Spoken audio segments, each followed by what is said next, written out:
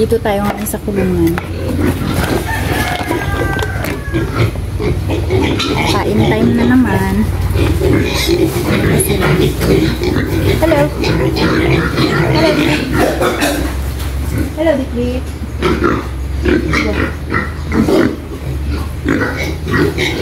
Maglilinis sa mata. Ang dami naman dumi.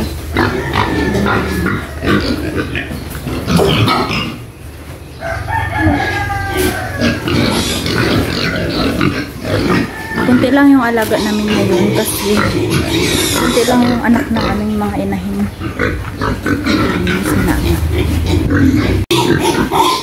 Bro, padaan. Excuse me. Bro.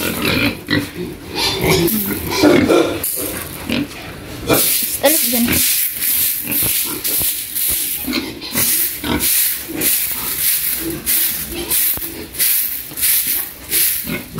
Go.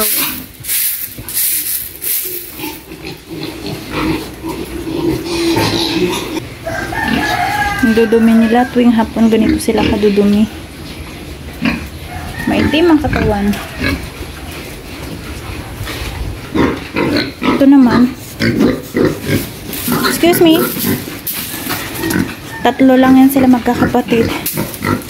Nag-family planning ang kanilang nanay.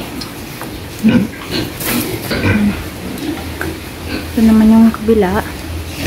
Apat lang din sila. Excuse me. Kunti lang ito magdumi kasi kunti lang sila eh.